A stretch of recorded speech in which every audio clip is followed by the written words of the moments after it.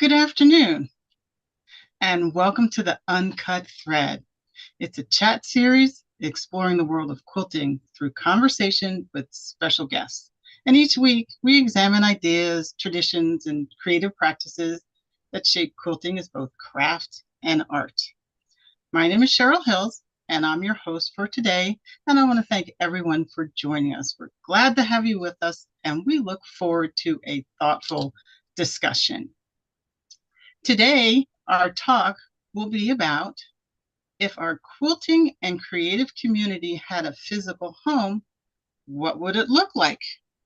As you know, many of us connect through Zoom and social media. We go to retreats and conferences and do online sew along. Yet a lot of people still think about a dedicated place where, our creativity and our learning and collaboration with our community come together under one roof.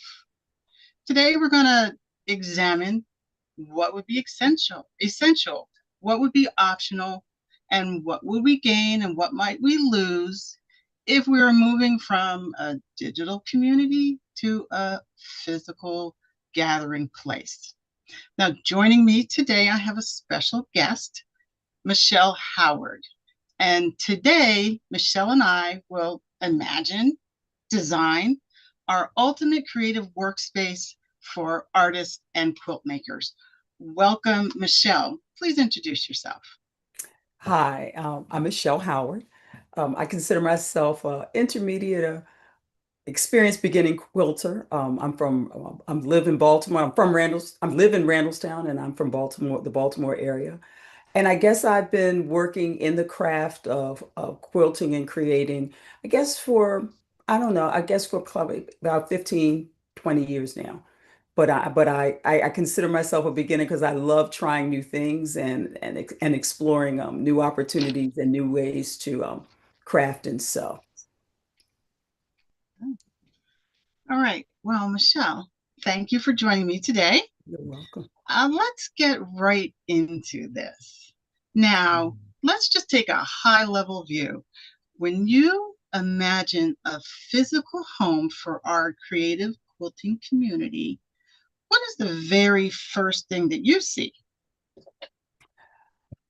My It needs to be open and welcoming. When the different quote shops and stores and experiences I've had, the very first thing that says to me, "Come back," is the wideness of the space, the color of the space, and there's always someone there at the door that says, "Hi, come on in." So when I look at the broadness of it, I think it needs to be someplace where people feel welcome. When they know that these are my people, as they say, when you walk in the door, and they don't even know me, but you feel like I'm home. I'm at home in this space. That's one of the first things I feel like wherever it may be, it needs to feel like my quilt home. All right. So, when I imagine that physical space, I think of one very large community room. I Mm. think of a space that's very open with high ceilings, bright light, which gives you that physical warmth and adds to that welcoming feeling that the people actually give you when you go through that front door. So today our talk is really going to be on the foundation of we have an unlimited budget. So Mm. the sky is the limit. We are going to imagine the ultimate space. Okay? So the first thing I want to talk about is since we have this unlimited budget, what if people had to travel internationally to visit this space? How would the logistics of that work? I would say, and it's interesting because I've noticed the quilt cruises. To me that's quilting on wheels, because you can come from anywhere, you can live anywhere, um, and all join in all the fun. So I see it logistically, it needs to be someplace that's easily accessible no matter how you need to get there, whether it's by plane or bus. That would, if I decided to visit and if I decided to visit and say it was in Spain, that I can easily get there by plane. And then once I'm there, logistically, I'm not trying to find a little tiny space in a quarter. It's someplace everyone knows, and logistically, I can get there.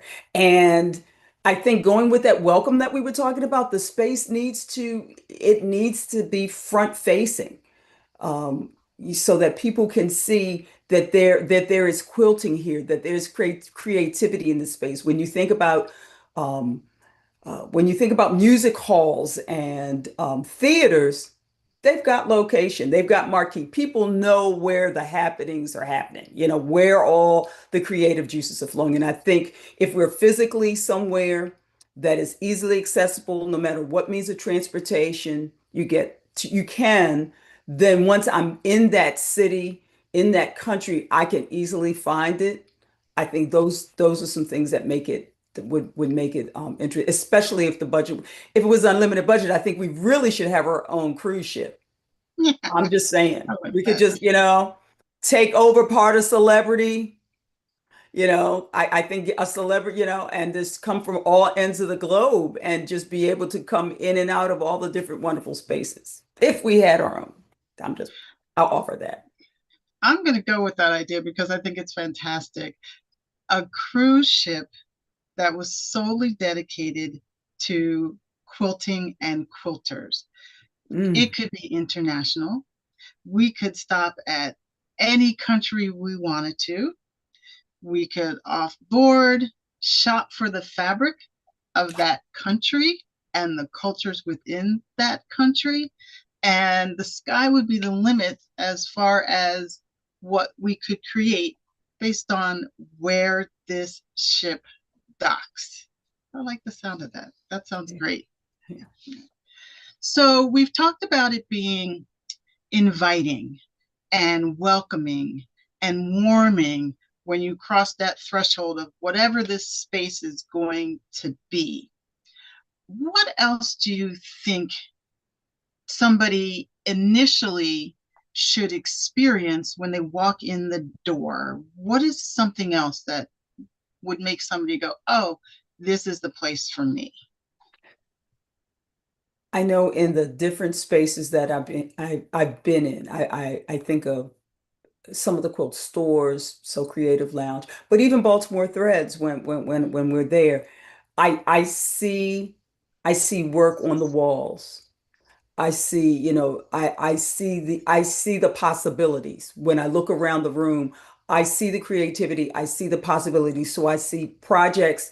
I also see the ability to buy. I know it's supposed to be a sewing space, but that ability to say, "Ooh, I like that fabric. Do you have some?" Or that's just the color thread that I might want, or how do I make that? I think that ability to both see projects in motion in various stages of completion, the ability to see the color and know that I can touch and feel and possibly buy fabric, um, is a plus.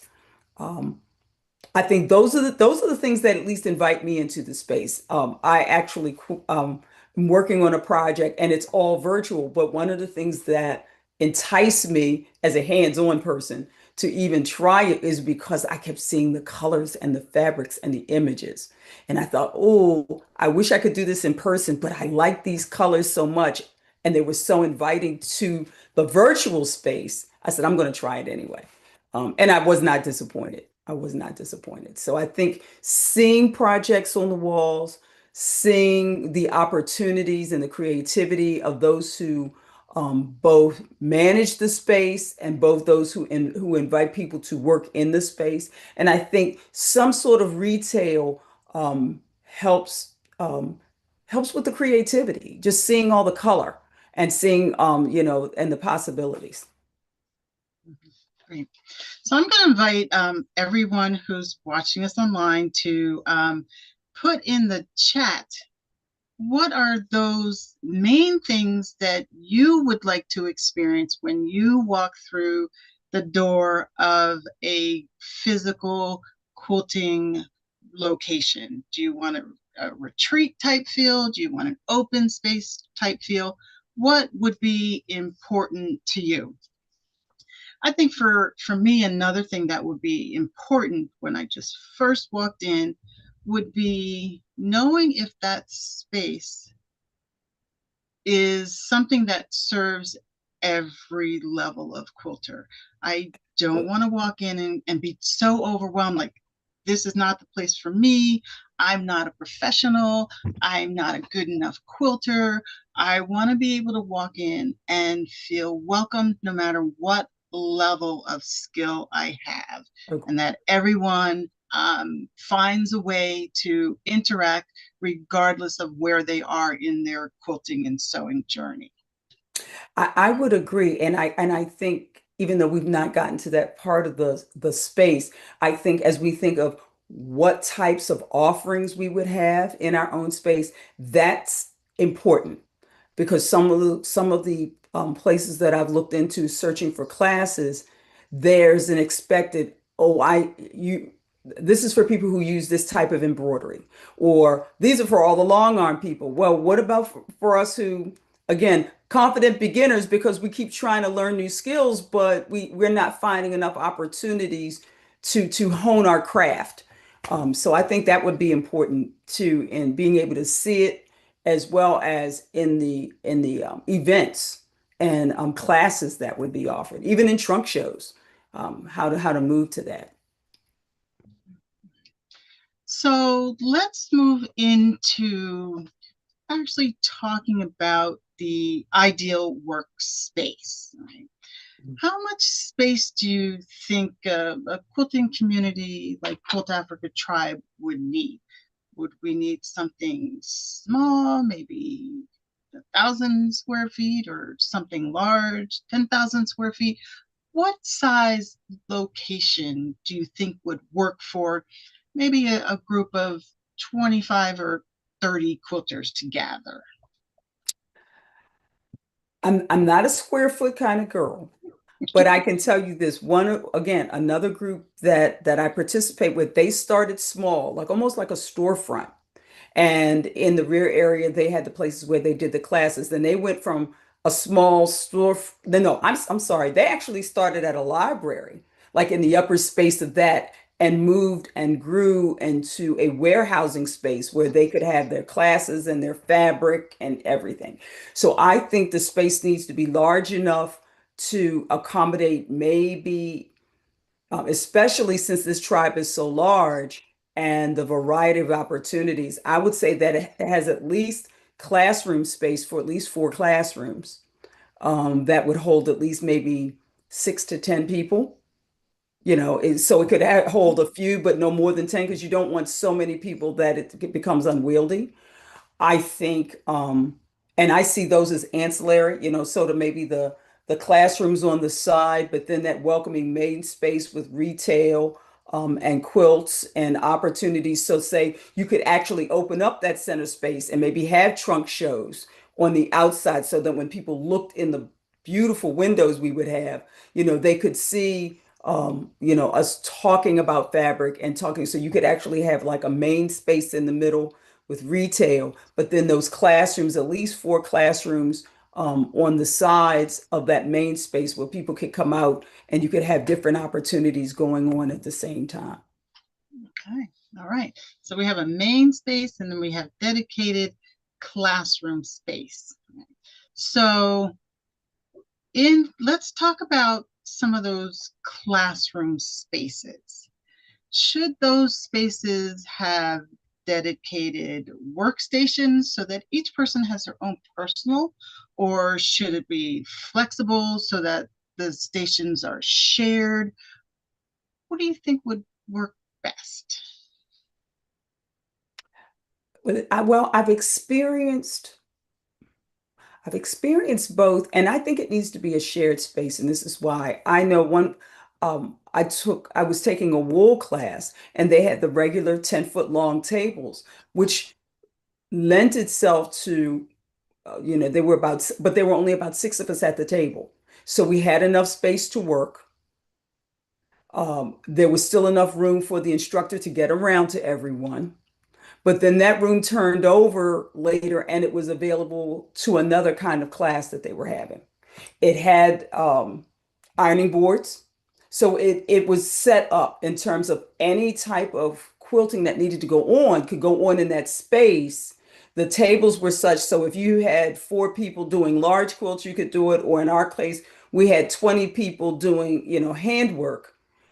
You had enough space. But every room had an ironing board, an ironing board, a station, the ironing board itself, but then a station for pinning and piecing right next to that. So I think those were things that needed to be in the space, but I think it should be flexible enough that it could move to different quilting. I think if you pigeonhole it into, okay, this is only going to be um, for five people and you have little cubbies, I think that takes some of the organic away from it. I love the open space. I've been to a quilt retreat. And that's the thing I loved about a quilt retreat is that we were all open. We could all watch. We could ask questions. So I think an open classroom space works. Um, an open classroom space, I think, really does work, but each room would need to have those things that quilters and sewists would need.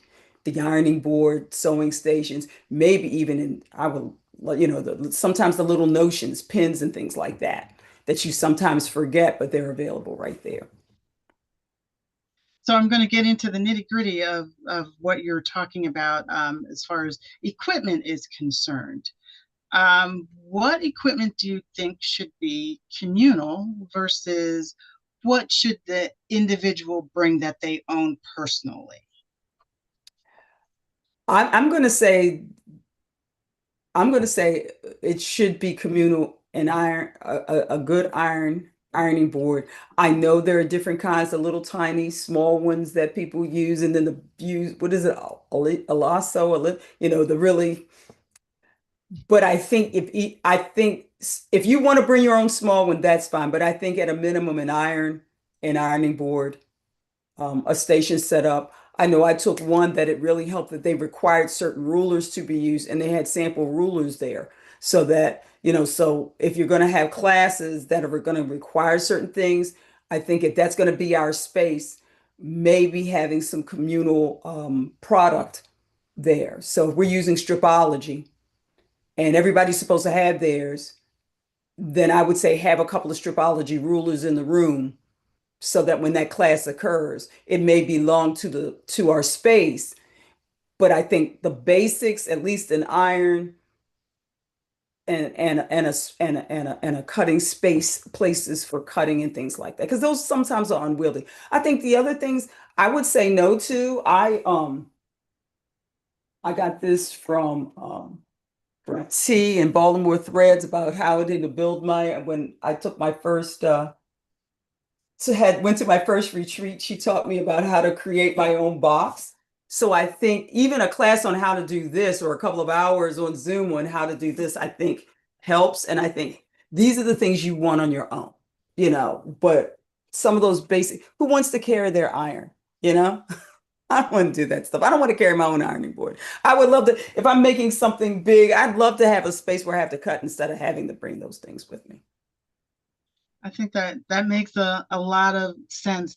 I also like the idea of sharing because I think sharing is another way for people to get ideas of what somebody else is doing or how somebody else is doing something. I think it's really important that we all learn from each other and we learn in lots of different ways. So just being able to visually see or just be an earshot of somebody explaining something, I think is another way that having that shared workspace is helpful. It also is helpful when you have your own individual box ready for a retreat that other people can see it and they can begin to prepare for maybe the next time they go away and they'll know a few more items that they really needed to bring, and that's just another shared experience. I will say that is one of the downfalls of a virtual space because we can only talk by chat. Sometimes you post later on in the day. And so you lose that ability to talk, you're only chatting. So you lose that ability to talk back and forth. Here, look at this. Can you tell me why this isn't working? You sort of lose some of that, even though all the other parts may be wonderful.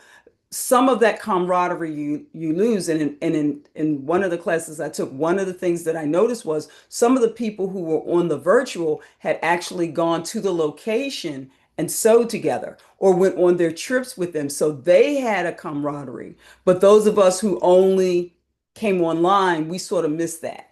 So I think ultimately virtual is nice, but at some point we need to get that cruise ship out and invite everybody together because I think that helps build community. Absolutely. Absolutely.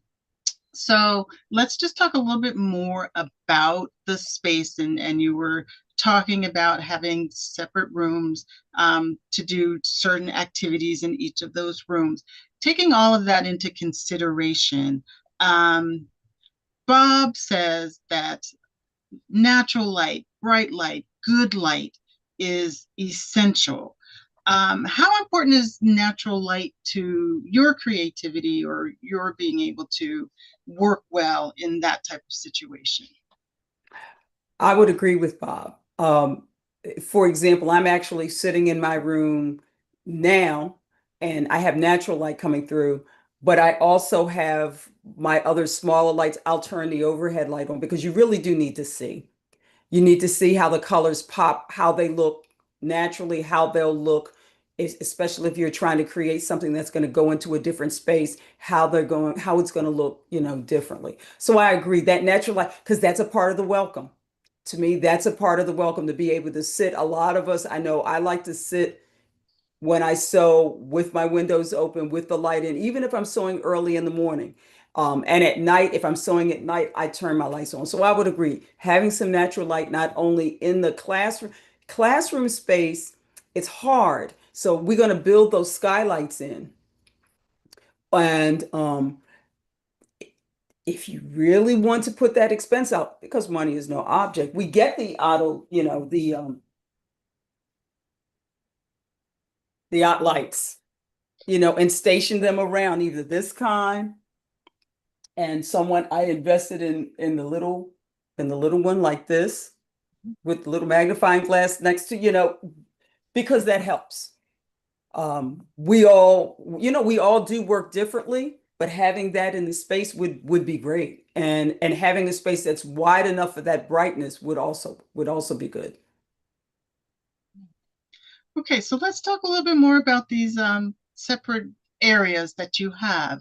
Mhm. Um, what would you put in all of those areas? I know you talked about a classroom space.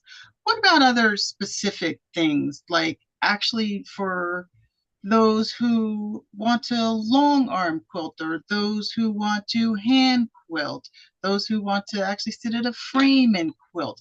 How would you Mm, place that in this our new physical location? sure. I think, and again, in just viewing the different spaces that I've seen, I think that's where that open studio concept comes.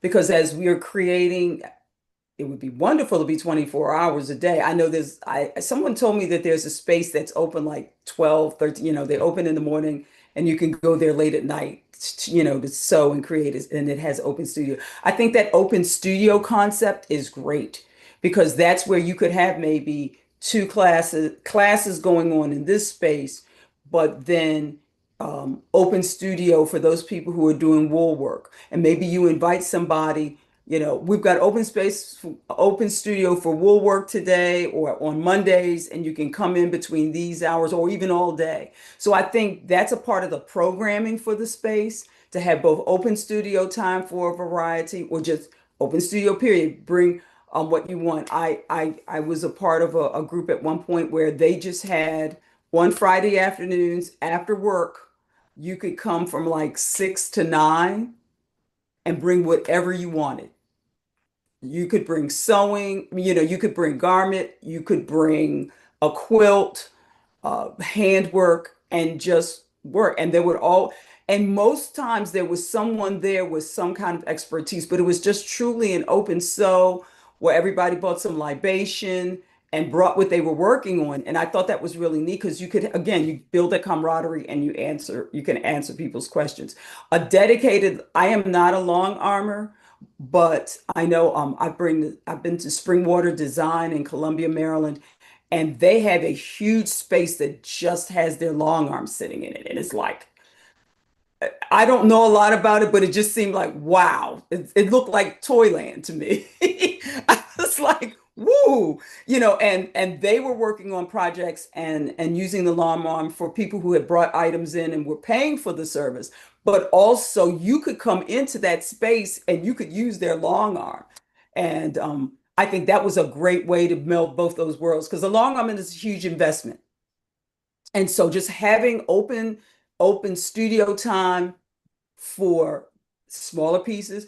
That goes with the machine. I would not necessarily in our space invest in having machines in my open space because that then may lend itself to being having to manage and maintain. And that can be costly. And this person uses a Juki and this person uses a Bernina and somebody else has the Janome, but they have the Janome without the embroidery. I say have the space, have enough outlets and plugs for people to plug in what they need. I think that's important. The long arm, I don't know enough about a long arm, but I would say investing in at least one or two different styles. I know they come smaller versus larger. I think investing in having a couple of those and then space for people to work in that space because I think it takes a lot of space. At least it looked like it to me when I visited. It does, and I spent many hours at that long arm in that store, so I I can definitely feel the pain. I think I like the idea of having a space big enough to have a long arm should anybody want to use it, and also have the opportunity to teach other people how to use a long arm. I think would be a great thing to have. But also to your point, once you start having machinery and hardware and those type of things, they require maintenance. So you would definitely have to have a dedicated maintenance plan to Mhm. make sure that all of the equipment in the space is maintained and is in working order when it's needed. So I want to talk a little bit more about like the identity of this space. Um, what do you think that the space, when you walk into it and you see the machines and you see the separate workstations and the teaching rooms, what does that communicate about our values as a Quilt Africa tribe community? What can that space communicate just by how it's set up or how it can reflect African American and global quilting traditions? I think, and when you say our identity, the vision and mission of Quilt Africa should be prominent because this is our space. And I think everything that I've read and Miriam said, I think that comes across in her messages, in her newsletters that I read, in the fabric that I receive. So when you come into her space, whether it's on our cruise ship or anywhere, we need to feel that love. We need to feel that love of craft and love of quilting. It needs to be mottoed. So when you walk out, just there are places that are in my head right now, and to name drop with that, when I think of them, the vision of the space, the vision of the people, what their mission is, automatically comes to mind. And I think if it's going to be for our tribe, it should reflect the diversity of the work we do. it should reflect our roots as a Quilt Africa tribe, where we're starting from, where we're coming from, and then who we're branching out to. In terms of the fabric, in terms of the designs of the different quilting we can do, or the designs of the art that we create. I think it starts with our roots and where this um, ministry and where this craft came from, and then branching out to the people you're trying to reach, and even the people who don't know they want to come yet. But once they see it, they may go, "Ooh, tell me more, show me more. Where can I take a class? Can you teach me this? Or can I know how to do this? This looks like a place I could take what I know to the next level." So I think it starts with our founder, and it starts with her roots in building the tribe and then moving outward. So, speaking of Miriam and the culture that she's built around Quilt Africa tribe and talking about our space, what types of stories should the walls tell if we had a gallery, just a gallery space to showcase whatever it is we want to showcase? What types of things would that gallery hold? I think it would have it would have Miriam's imprint. I think it would have slogans and words of um, of what she speaks into the tribe. I think it would have samples of work of the tribe, even if we have to get them from around the world. Just people who have crafted, used as on the quilt that you have of mine that we're going to show later. People, places um, where this tribe has outreach to and um, used what they've learned here, or what they've purchased from here, or what they've gained from that spirit. That's what I should see on the walls, because that's what welcomes us to the virtual community. When we see the fabric, when we hear the message, when we come on the YouTube, those are the things that pull us into the tribe. So if we're going to come to that tribe's virtual permanent space, I should be able to see those on the walls. I should be able to see the projects, see pictures of the people, see the motto, be able to, as I look around, maybe be able to purchase. That's why I bring the retail part to it, to be able to purchase that fabric. I finally got to come to the Quilt Africa. Finally got to come to their space. I need to take something home. I need to buy this, or I finally come, I'm going to sit in this space, and there's the project that I started, or that's the project that I want to work on. That, I think, is what I would, but galleries of and pictures and physical quilts and art pieces that exemplify the work and the mission. That's what invites people in. I love it. Lisa in the chat says she wants the space to bring good energy and good vibes in that space. And I Absolutely. think that I would add um, proverbs. Miriam is known for having a Mm. proverb associated with a lot of the things that she talks about when she's teaching us about African culture. And I think that I would adorn the walls and the space and places with some of the proverbs that she's Mm. shared with us over the years. It's interesting you say that. I purchased fabric, and and if I'm misspeaking from here, it may be, but I know I purchased from someone else, and they actually would attach um a saying or a proverb in everything that I would purchase from them. And at one point I would just keep them, and I would tape them up on the wall and just keep track of them every time and those are the memorable pieces that make you go back and say, "Ooh, I remember that place. I remember what she says." But that was something that I liked about a quilt space I was in before.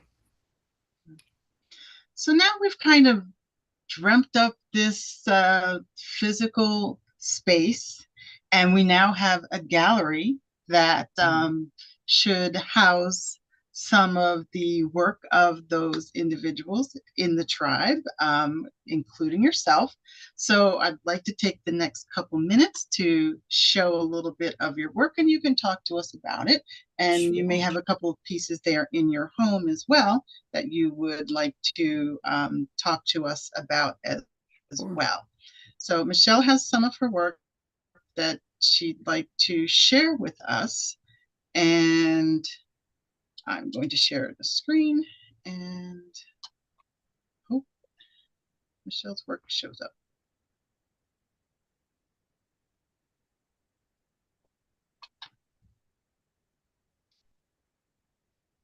Here we go. And we'll get to Michelle's first.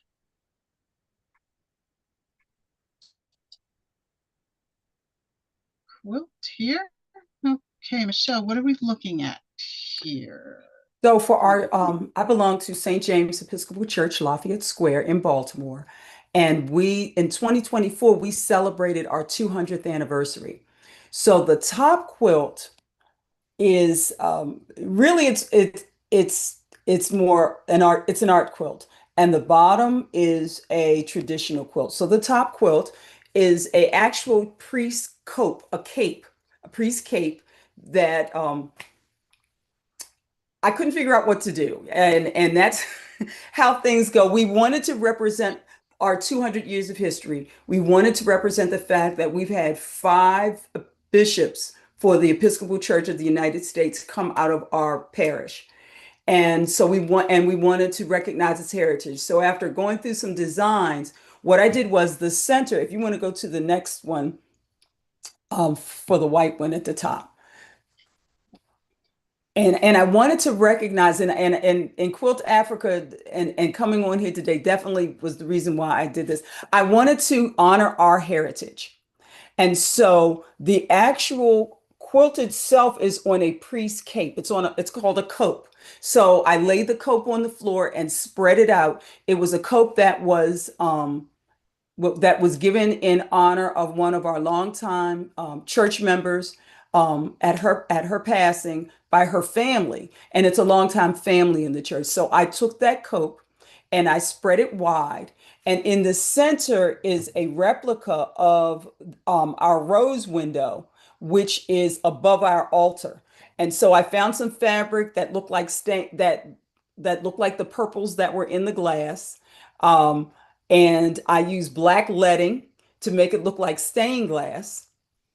And I had one of my quilt friends, Reverend Carol Burnside, use her larger embroidery machine, and we actually had created a file for it. And that's an Ethiopian cross that one of our members brought from Eritrea. And so we had it made, and then I put it on and then created the jewels that you see above our altar. So I created my version of a replica of the rose window above our altar. And then the names that you see are all the men, all the, I can't say men, all first, the larger ones are all the bishops of the Episcopal Church that came from our parish. The next are all the people who were priests. And the next are the sons and daughters, men and women who were members of our church, who then later became priests or deacons, deacons in the Episcopal Church. And I made them in different colors. I actually shaded them different so they would look like a sunray.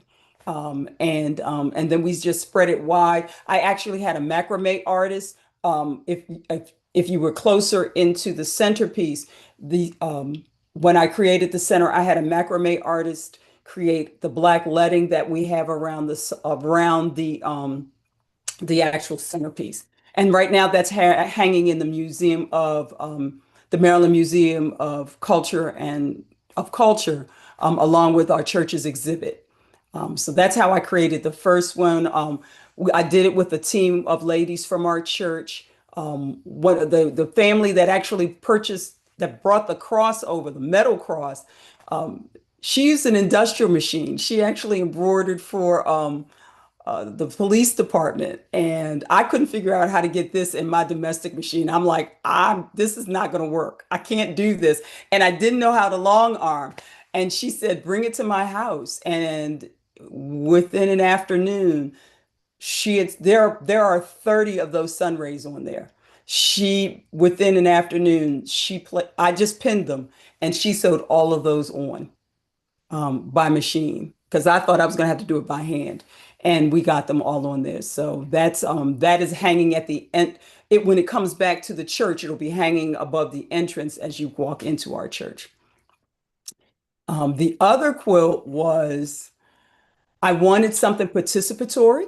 I wanted something that the congregation would be a part of. And so I decided to do a friendship quilt. And the white part are altar linen. So at our, and most almost any church, but especially in Episcopal or Catholic churches, we use white fair linen and it gets tattered, but we don't want to throw it away. So I got all of our altar linen and I cut it into strips. And then I had the different families sign, and you could make it in a memorial or sign your family's name. If you would go to I think the third one after that, or is there a closer one? I'm not sure. I think Is that there one was more all over? the. Oh, there we go. I'm Oh, sorry. Oh, okay. So those were all their names of different family members. I will say that I contacted Quilt Africa, so there's some Quilt Africa fabric in here. There's some from So Creative Lounge. Any place that I could find. Again, our church is the third oldest Episcopal church in the United States. So I wanted to honor our African heritage, um, honor Reverend Lovington and what he brought to us. So I created this, and um, so these are different families. And I just decided on this design. I just played with it on the floor of the church and the floor of my house until I came up with the right things. Then I couldn't figure out how in the world to border it. I just couldn't figure out what border I wanted to still be able to hang it because the space where this is going to hang is limited, was going to be limited. So I literally took the white strips that were left and the African blocks that were left and sewed them together and made a border binding and then turned it under. And when I went to have it quilted, I didn't know what that was going to look like either. And the ladies up at Springwater said, how about doing, I think it's called Latin rumba. So it has a feel to it. So the back is black. So when you turn it on the back, all you see are the different colors going around the edges. And this rumba just sort of moving around the back of it. So that honors our heritage. We eventually had, this is now hanging in our Paris Center, and I had plastic um, but it was a great journey, and it was great to have some of my church members help us try to gather names, um, and a way just to honor what we're talking about in Quilt Ever, honor the heritage, because both pieces will be there forever. Some of the fair linen I have, or linen and pieces, um, are over 50 years old. And instead of just getting rid of them, we use them for this purpose. And so that legacy of those people who gave and used will continue to live on. Your work is wonderful, Michelle. Thank you. And I have to say that I have seen your quilt hanging in that museum. It's very nice. Oh, thank you. So we were talking about funny things that you keep that my space, and I'm actually going to lift this because but I want to show you. This is what happens when you can't figure out something. That is the Right Reverend Michael Curry, Most Reverend Michael Curry. If you've heard of the royal wedding, he was our priest, and we were trying to put all of his pieces on Oh my one gosh. piece of fabric on one strip, and we couldn't figure it out, and it got so jumbled up. And so I eventually had to Carol Burnside had to make it in two separate pieces because we couldn't figure it out. But I kept the remnants, so I am well known to keep remnants. That was the first square that I made to demonstrate to people how to do the square. So I am very much. Uh, that's why I do believe in that shared Africa space. We put the things we do well as the things, Not so well, because you never know. I made a I made a stole with that same African fabric, and I actually kept it a sample. Because I said I I need love to it. remember this. So remembering, I think, is important to a space, having things that people can see and remember that honor the work that people do, I think is really important. And honor the hands that gave to it, because I was not the only. I had the vision and I did the design work and some of the sewing, but then I had other people help with different pieces of it. And so when you actually come to our church, or even there, I list everybody, because we were all a part of that creative vision that made it happen. Awesome. Very nice. So, Michelle, do you have anything else that you would like us to see? No, Okay. not right now. Okay. Oh, I'm So sorry. we Yeah, have, yeah. This you is do. this is Okay. what happens Great. when you have fun. Oh, I very actually nice. took Very a well. this was from my virtual class. Is it there? Okay, I'm moving. Move it to your left. A little more. There you go. And can you go back a little bit away from your camera? Is it still showing? I don't Yep. know why. To For your some right reason, a I little think bit. I have my camera on. Oh, it's moving with you. There you go. Oh, lovely. So Very I took a nice. class with So Creative Lounge, and I've enjoyed it. And we have these ladies to make. So this is my project, and I'm learning to do what's it called? A double. I'm going to learn to do a double binding on it. Um, But again, that's what I have sort of figured out in this wonderful space, is that virtual is nice, but I really would wish I was in person. Because then when I got stuck in the middle of the night, and they do answer, but it's part of was me. I'm like, okay, I can't call somebody at 10 o'clock at night and say, okay. Or 6 o'clock in the morning when I decide to sew and nobody else is up. Nobody's gonna answer me. So that's why virtual is nice. And you do get a lot done, and you do reach a large amount of people. There were people from California and different places on the call. But something, if you're a tactile person and you're a hands-on person, that could be hard. Yeah, yeah, it can definitely be a challenge. I have to say, with your double binding, our own Jerry Cook was the one that introduced me to that technique just Mm. maybe a month or so ago. Oh, And wow. I tried it, and it was definitely something that I will use again in the future. That's for sure. I will send you a picture when I finally figure this when I figure it out, I will show you. So we've talked about creating this wonderful physical space and what we would have in it and what it would look like and Michelle's idea of how welcoming it would be and where people would go and stations and what they would see. I did the same thing, and I actually entered a little bit of technology into what I was envisioning. And see if I can get my screen to share, went into Chat GTP and Ooh. I asked it to create this space for me with all of the ideas that I had. And it created a picture for me. And I'm just waiting for that to pop up. Um, I've sort of got a blue circle of death going on here for a second. I'll try one more time to see if I can share this picture. Uh, there we go. Try one more time.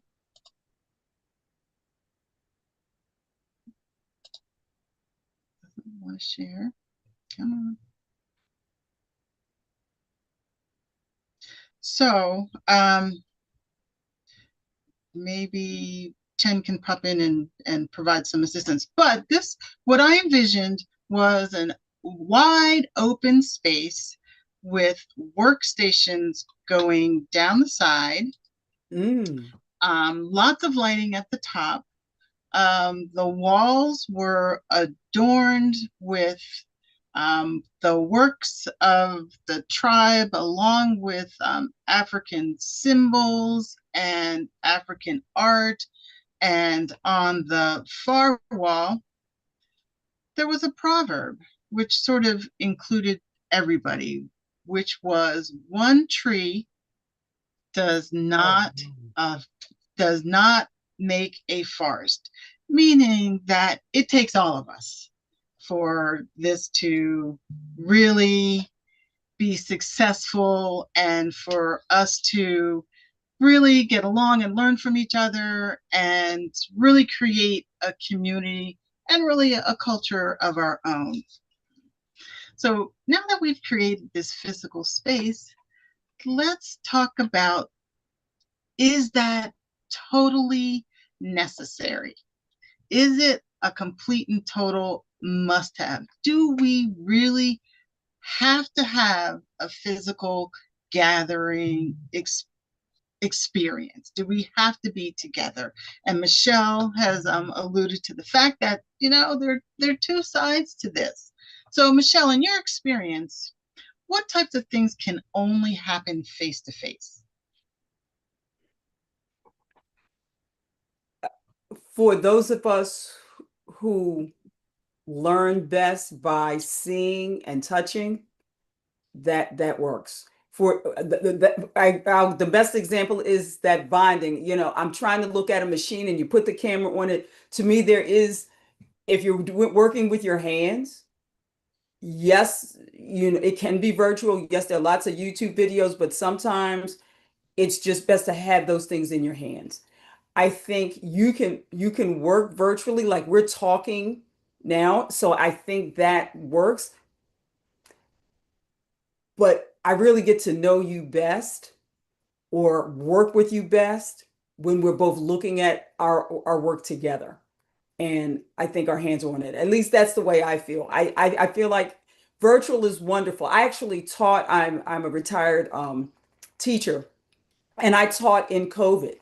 And I can send out handouts. I would have my kids on live and we would try to do things live. I actually did an activity where I was running around my house and they're watching me. Um, but at one point I said I need to come back to the classroom because I felt like I made my better connections to their work and what we needed to do by being in person. So I think connections, sometimes physical, sometimes it's the work that we're doing, the detailing of the work, are best one on when I can see you and be in your space. Also, I'm less distracted. It's easy for somebody to walk on me, walk and you tell people don't call, but time is limited. But at least if I walk in, I know I'm dedicating all my time to the time I'm going to be in this space or the time that you offer me to be in your space. And I think that, and it's uninterrupted time in terms of somebody walking in the house or I see something outside or those kinds of things. What do you think we've gained by having online quilting communities? Friendships around the world.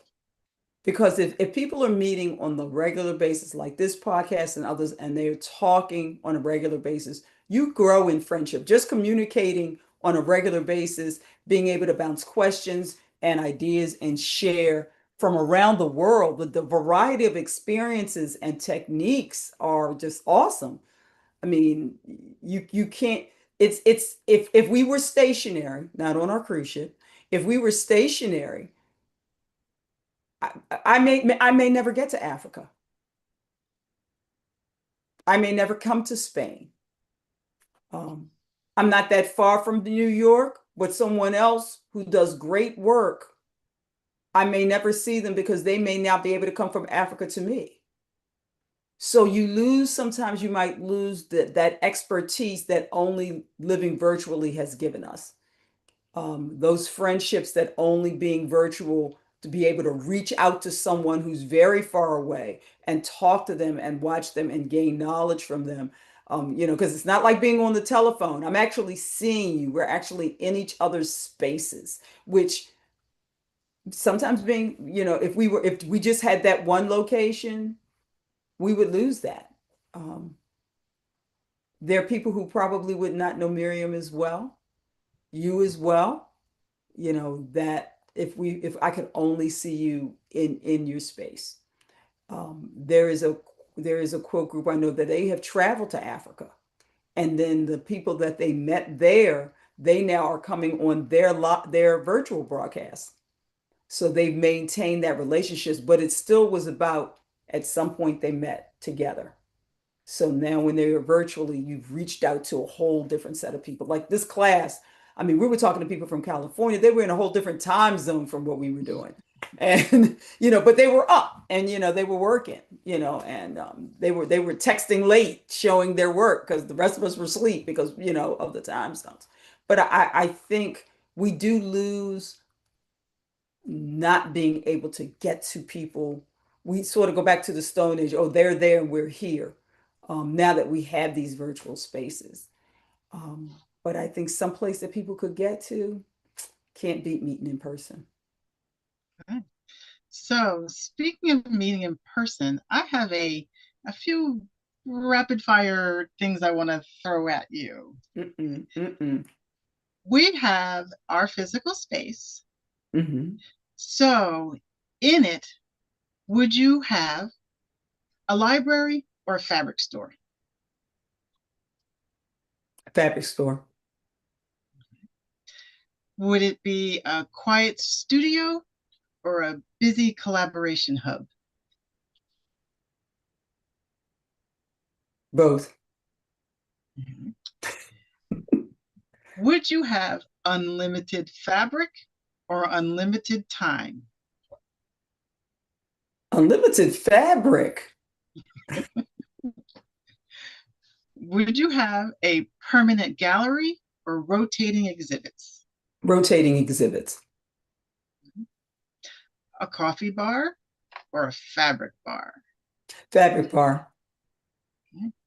Would it be a retreat center or urban studio? Mm. Mm. If I could have all the other things in the beginning, I wouldn't mind having it be a retreat center. That's a pretty big building without, we don't have a lot of money. I could do that. Would you have one sewing machine or one long arm? One long arm. Interesting answer. Can In can my, you in my, in my, this is in my store or for me personally? This is for our space. Oh, for our space, one long arm. Okay. And why would that be? Because because of my novice knowledge of a long arm, to me, it's just something that not everybody would have. And so if they came to my space, I would want to make sure that that piece was accessible to them. That quilt, the friendship squares, I had no idea how to quilt it. And I was going to do stitch in the ditch because that's all I could think of. Because I would, because of the nature of it and the fact that I could go to some place that they had a long arm and say, what can I do with this? Was just was invaluable. Just invaluable to me. So I think having a long arm in a space like that and someone who you're able to go to and say, help me create something, even if they would have told me to go home and create it on a domestic machine, but just having that, because I know that's not something I could have, I think would be invaluable. So I happen to agree with you on the one long arm for two reasons. One, quilts come in all sizes, and you can put a smaller quilt on a long arm, but you can also put a large quilt on a long arm. And it beats trying to wrestle fabric and shifting layers and all of those things that come with the challenge of quilting on a domestic sewing machine, which is totally possible to do, and people have created beautiful works doing it. But I also think that a quilt is not a quilt until you have all three layers stitched together. And I just think that Absolutely. that's a little bit easier done with a long arm. So, Agreed. Agreed. So I think we've kind of come to the conclusion that we kind of need both. We kind of need that physical space, that camaraderie, that being around each other, that sharing, that communal quilting life, as well as a digital life so that we can share across countries and oceans and time zones. And if we could find some way to make a hybrid out of those two things, I think that would answer a lot of the questions and issues that we have around creativity. What say you, Michelle? I would agree. That's why I say we need the quilt cruise ship. There we Because go. I know they're quilt cruises, but we need to have our own dedicated ship so it could go to wherever we need it to go. Awesome. Well, I want to thank you, Michelle, for joining me today in our latest episode of The Uncut Thread. It's been a delight chatting with you today and fantasizing with you Yes. about what the ultimate quilting space would look like and how we would share it with others all around the world. Thank you again. Now, as Thank you we for inviting close me. out, I just want to say that being creative obviously is more than just, the walls that are around us and sewing machines and square footage of fabric. It's about belonging, and it's about, creating a space where people are welcomed, ideas are welcome, we share skills, and our creativity is nurtured and it flourishes.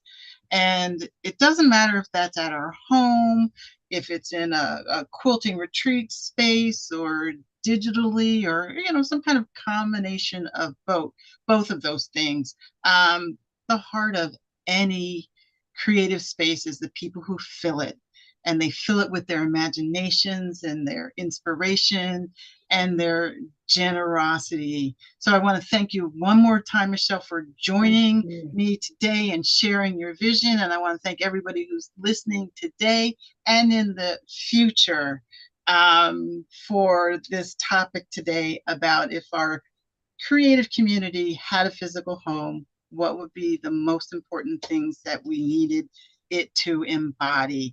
So, signing off today for the Uncut Thread, I'm Cheryl Hills, and we'll see you next time for another episode next week. Until then, keep creating, keep connecting, and keep the conversation going. So long, everyone.